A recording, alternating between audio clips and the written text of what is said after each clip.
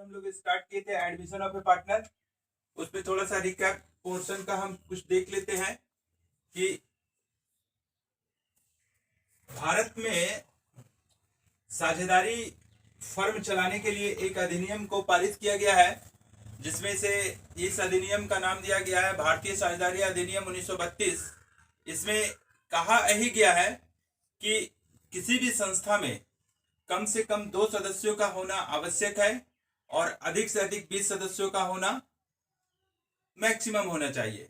लेकिन अगर वो संस्था में अगर बैंकिंग व्यापार प्रकृति का व्यवसाय है तो उसमें कम से कम सदस्यों का 2 और अधिकतम सदस्यों की संख्या 10 होनी चाहिए। तो जब साझेदारी संस्था ये गतिमान अवस्था में रहती है तो उस परिस्थिति में किस प्रकार से हम अकाउंटिंग रिकॉर्ड करेंगे, इसके बारे में हम अवलोकन कर रहे थे और देखते आ रहे थे, जिसमें से हम एडमिशन ऑफ ए पार्टनर्स का कुछ पोर्शन चालू था और इसमें से सवाल हम लोग पहुंच गए थे, शायद 13, 14, 15, 16 तक शायद हम लोग पहुंच चुके थे, जिसमें से हम लोग आज क्वेश्चन हम लोग देखने जा रहे हैं, क्वेश्चन नंबर 17, जिसमें से आप स्क्रीन पर बोर्ड पर देखिए। इसमें से लिखा हुआ है, सवाल में हमने इसको राइट कर दिया हूं, A and B carrying business as a partner to use to share profit and losses. Thus, A 4/7 and B 3/7 and goodwill appeared in the books of the firm 5,600. इस क्वेश्चन में थोड़ा सा देखिए, A 4/7, B 3/7 and goodwill appeared in the books of the firm 5,600. आप लोग mute कीजिए, देखिए, समझिए क्वेश्चन को अच्छी तरीके से, तब समझ में आएगा अच्छा प्रकार से। Goodwill appeared in the books of the firm 5,600 when she was admitted as partner having 1/7 share in profit and losses. माने ए और बी 2 पार्टनर है, जिसमें से सी को ज्वाइनिंग किया जाता है और इसमें दिखाया ही गया है कि इस व्यक्ति को पूरे हिस्से में से 1/7 का हिस्सा जो है इसको प्रॉफिट दिया जाएगा। किस व्यक्ति को? जो न्यू पार्टनर है। न्यू पार्टनर कौन है? सी है। इसके साथ साथ में बोला क्या गया कि आपको 5,600 रुपया का automatically already appeared in the books था, कि उसके खाते में पहले से 5,600 रुपया का गुडविल दिखाया हुआ है। मतलब इस गुडविल को हासिल करने में योगदान ए और बी का है, सी का नहीं है। क्यों नहीं है सी का? सी तो आज बिजनेस में ज्वाइन कर रहा है, लेकिन जिस तारीख को वह ज्वाइन करता है उसके आगे फिर सवाल बोला हुआ है कि सी वाज आस्क्ड टू पे प्रीमियम ऑफ 1,400। इसको बोला क्या गया कि आप गुडविल के रूप में आप लाइए 1,400। ये आपको लाना पड़ेगा। किस व्यक्ति को लाना पड़ेगा? सी को। ऐसा इसलिए किया गया है कि ए और बी जब से बिजनेस कर रहा है और आज वह व्यक्ति सी ज्वाइन कर जाता है, तो इसके पहले में ए और बी मार्केट में जिस परिस्थिति को झेला, जिस परिस्थिति के अनुसार से वह उसने बिजनेस किया, वह मार्केट में जो ख्याति अर्जित किया, लोगों के प्रति विश्वास अर्जित किया, इसके लिए वह उस दिन का परिणाम आता है क्या? गुडविल के रूप में कि 1,400 सी को लाना पड़ेगा। उसके बाद हम लोग इसी को इस बिजनेस में ज्वाइन करवाएंगे।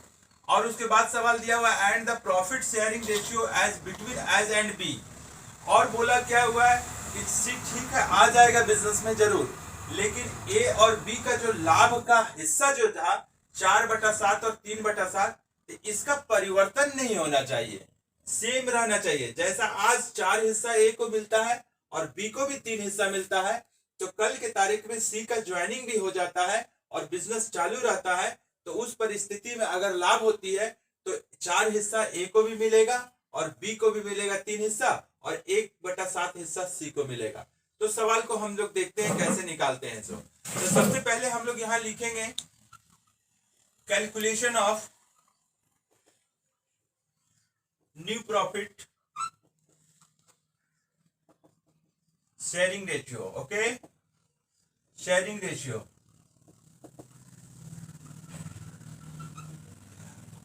हम लोग पहले सबसे पहले यहां पर लिखें मान लिया कि उस बिजनेस में टोटल प्रॉफिट अगर एज्यूम किया जाता है तो 1 है, ठीक है, लेट टोटल प्रॉफिट भी 1 and C's share 1/7, then remaining share will be 1 minus 1/7, it means 7, 7 minus 1, it means 6/7. It is the part of the A and B.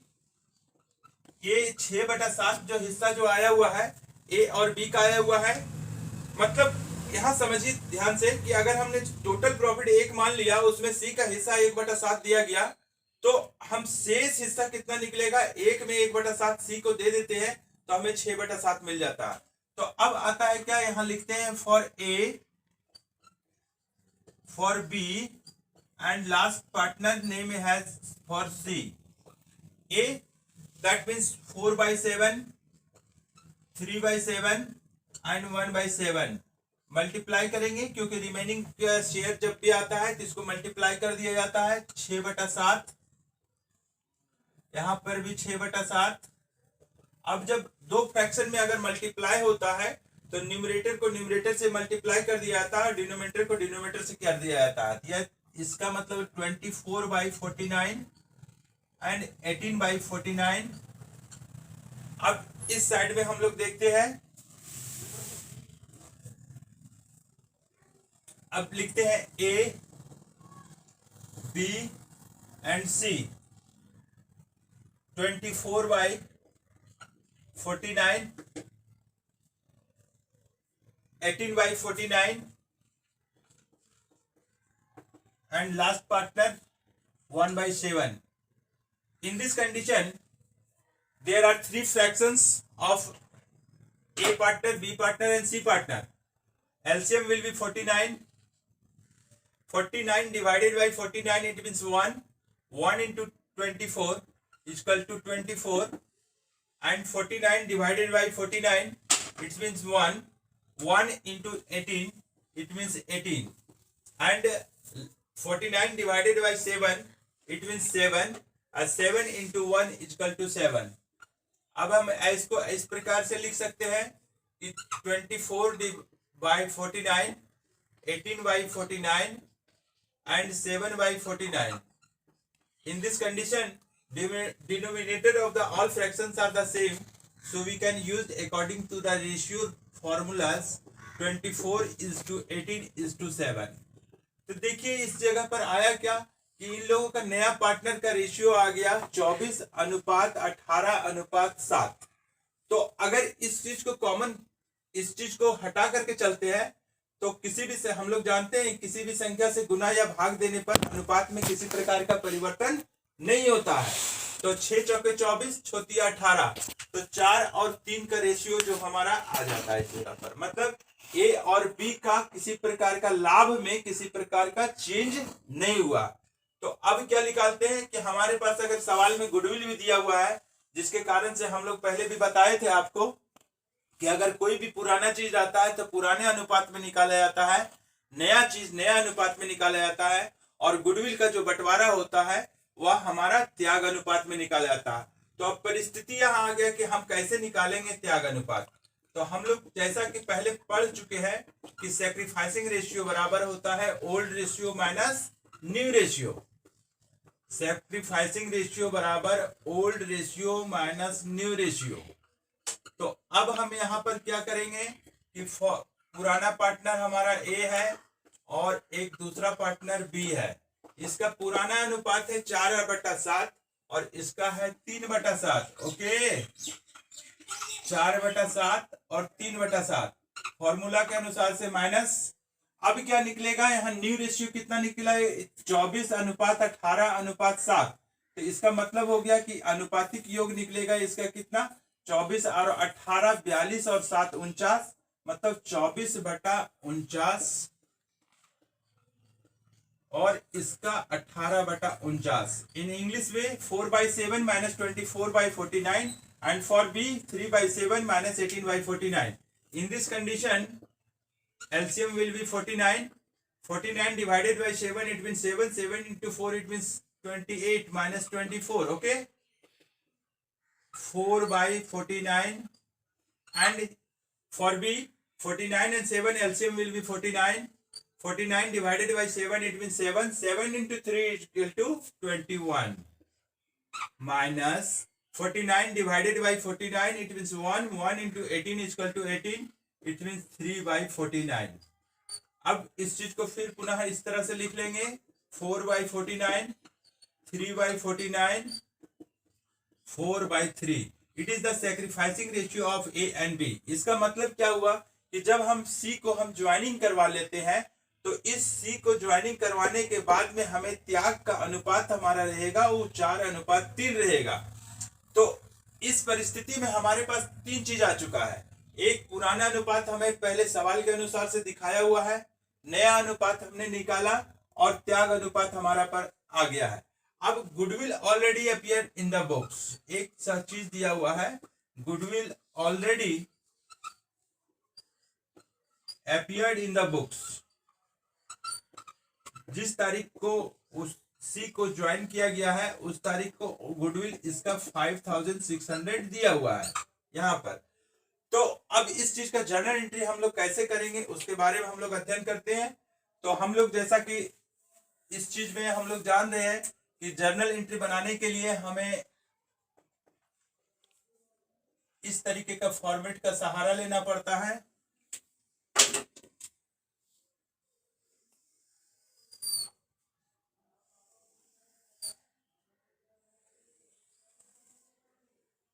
First column is the date, second column is the particulars,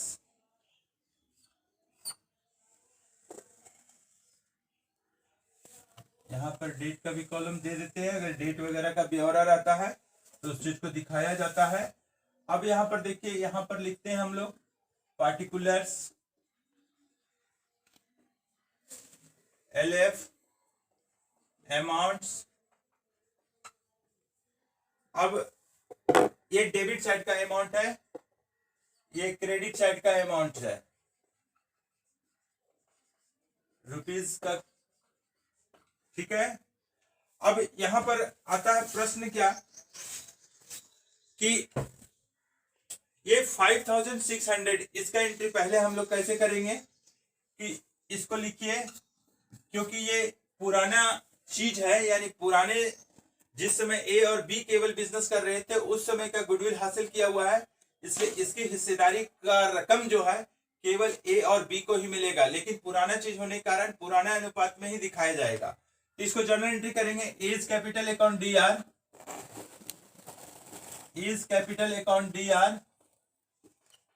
बीज capital account DR to goodwill account. इसको लिखेंगे being goodwill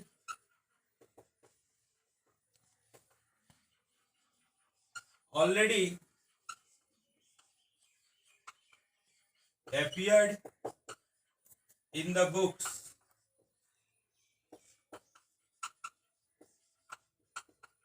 transferred to old partners capital account in their old ratio. अब इसको चीज को कैसे निकालेंगे, इस चीज को कि 5600 यहां लिखे. अब पुराना अनुपात 4:7 और 3:7 है, तो 4/7 करेंगे तो 5600 रुपये में 4/7 का मतलब हो गया 8 सटे 56, 800 के 3200 रुपया इसका निकल जाएगा. इसमें किसी प्रकार का प्रॉब्लम नहीं होनी चाहिए. और 3/7 किसका हो जाएगा 7×8 56, 2400 रुपया. अब इस दोनों को जोड़ के देखिए, ये ऐड होकर के इतना आ जाता है. ओके. अब नेक्स्ट चीज, इसका काम तो हमारा फिनिश हो गया. अब एक चीज और बोला हुआ है कि 1400 गुडविल जो है, सो सी वाज आस्क्ड टू पे प्रीमियम फॉर 1400. इस चीज के लिए क्या करेंगे हम लोग कि जब किसी प्रकार से बिजनेस में कोई पैसा आता है तो हम लोग पहले भी हम लोग अध्ययन कर चुके हैं कि cash account is the assets and it is the related from the real account and what is the formula of real account, debit what's come in and credit what goes out. जो आता है उसको debit करते हैं और जो चला जाता है उसको क्रेडिट करते हैं। तो यहाँ कैश अकाउंट चूंकि रियल अकाउंट है इसलिए बिजनेस में पैसा आ रहा है, इसलिए cash account debit to premium for goodwill account, premium for goodwill account. इसको नरेशन इस प्रकार से लिखेंगे, being cash brought in as premium for goodwill. तो ये है न्यू पार्टनर का प्रीमियम जिसका रकम दिया हुआ है 1400। ओके, अब क्या करते हैं इस चीज जगह पर कि जो प्रीमियम हमारा आ चुका है उस प्रीमियम का हिस्सेदारी कौन करेगा, यानी कौन कौन हक रखता है इस प्रीमियम को लेने में। तो जो पुराना पार्टनर ए और बी दिया हुआ है उसी लोग को मिलेगा, लेकिन किस अनुपात में मिलेगा, तो सेक्रीफाइसिंग रेशियो के अनुपात में। तो सेक्रीफाइसिंग रेशियो भी हमारा 4:3 आया हुआ है, ये हमारा एक संयोग है। अब क्या होता है क्या कि यहां पर लिखेंगे हम लोग premium for goodwill account DR to is capital account to B's capital account being amount of goodwill transferred to old partners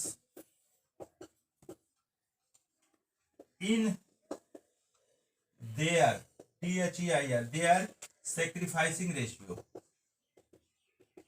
in their sacrificing ratio यहां पर अंडरलाइन करके ब्लॉक करेंगे और उसके बाद में इसको निकालेंगे। 1400 को डेबिट साइड में गुडविल जो प्रीमियम क्रेडिट मेरा था उसको हमने डेबिट किया और इसको ट्रांसफर ए और बी के रेशियो में, ए और बी का रेशियो सेक्रीफाइसिंग रेशियो 4:3 है, तो इसका प्रोपोर्शनेट एडिशन हुआ 4 और 3 7, 7 दूना 14, 2 चौके 8, तो इसका ए का मिलेगा और 600 रुपया इसको मिलेगा।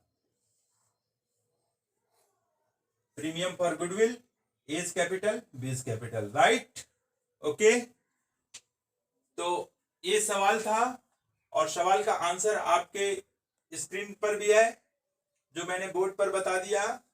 अब इसको एक बार समराइज करके आपको एक बार और मैं समझा देता हूं, उसके बाद मैं आपके पास अगर किसी प्रकार का डाउट है तो उसको सवाल कुछ डाउट अगर होगा तो प्रश्न कीजिएगा, अदरवाइज फिर आगे मैं अगले क्वेश्चन पर बढ़ूंगा। देखिए ए एंड बी 4/7 एंड 3/7 सी को एडमिशन हुआ तो 1/7 प्रॉफिट हिस्सा दे करके गुडविल हमारा 1400 दिया हुआ है। तो हमने सॉल्यूशन करने के लिए हम लोग सबसे पहले लिखेंगे calculation of new profit sharing ratio, let total profit be 1 and C share 1/7 and remaining share 1 - 1/7, तो एलसीएम हो गया 7।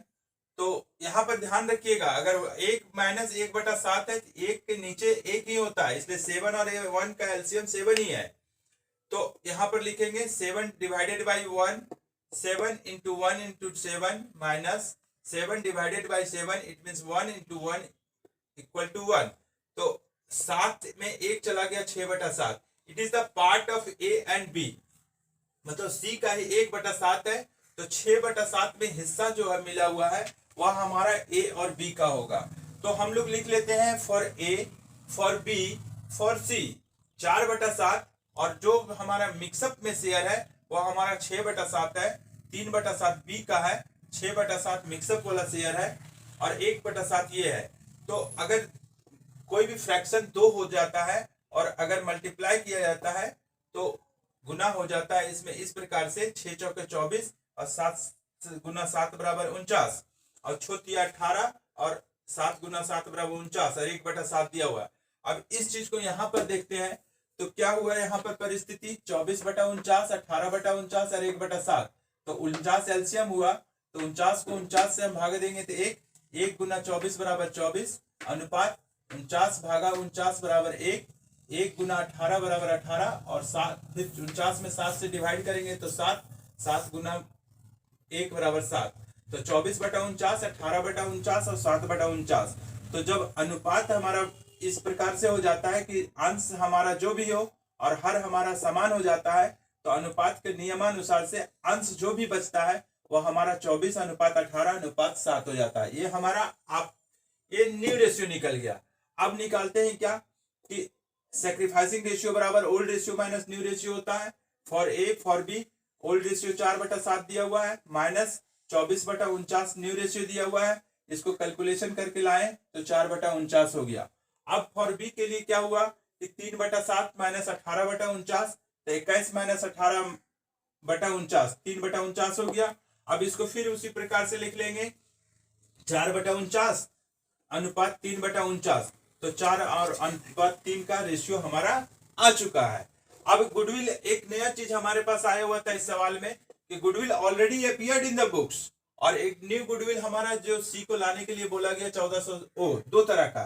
तो जो already appeared in the books रहेगा उसका जर्नल एंट्री हम लोग इस प्रकार से करेंगे क्योंकि जर्नल का नियम हम लोग जानते हैं कि जर्नल का फॉर्मेट में हमारे पास 5 कॉलम होते हैं और उस 5 कॉलम में ए का जो गुडविल जो पहले से जो पड़ा हुआ है goodwill already appeared in the books उसके बारे में जर्नल हम लोग करेंगे कि A's capital account DR, B's capital account DR to goodwill account being goodwill already appeared in the books transferred to old partners capital account in old ratio। क्योंकि पुरानी चीजें हैं इसकी हिस्सेदारी पुराने अनुपात में होगी इसलिए 5600 को हम डिवाइड किए तो 4/3 में हम किए हुए मतलब 4/7 और 3/7 यानी कि 3200 रुपया ए का और 2400 रुपया बी का आएगा। अब आया दूसरा परिस्थिति में कि जो हमारे पास नया गुडविल के रूप में आया है जो सी को लाने के लिए बोला गया और ये शर्त रखा है ए और बी कि आप भी गुडविल प्रीमियम के रूप में लाइए।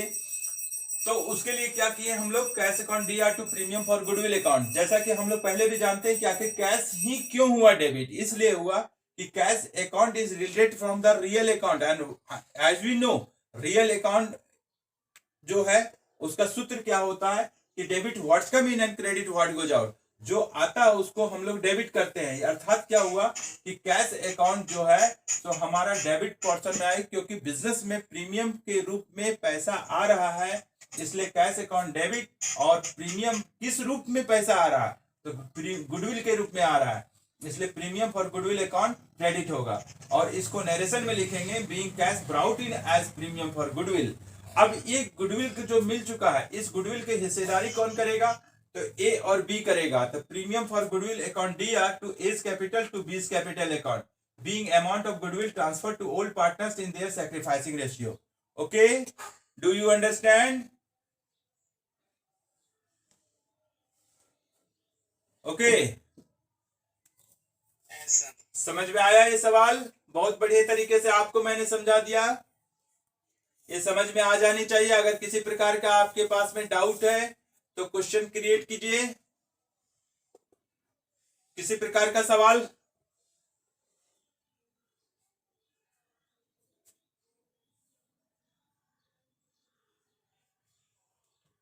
सूरज, किसी प्रकार का डाउट हो रहा है क्या इस सवाल पर? सपना, सुहानी, सभी स्टूडेंट्स ध्यान दे रहे हैं ना?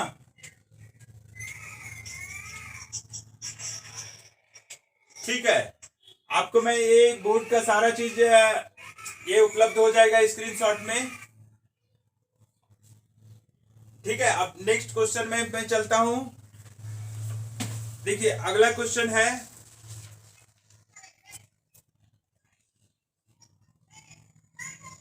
L और M। इसको सवाल निकालिए, किताब उपलब्ध करवाइए अपने पास में यथाशीघ्र।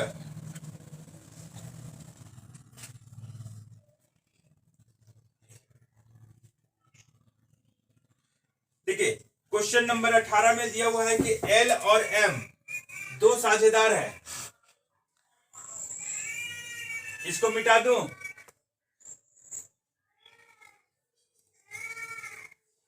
एल और एम, ये म्यूट, आप लोग किसका आवाज आ रहा है, म्यूट कीजिए आप लोग।